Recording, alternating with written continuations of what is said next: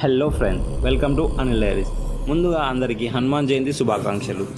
హిందూ మత విశ్వాసాల ప్రకారం హనుమాన్ జయంతిని సంవత్సరానికి 2 సార్లు జరుపుకుంటారు.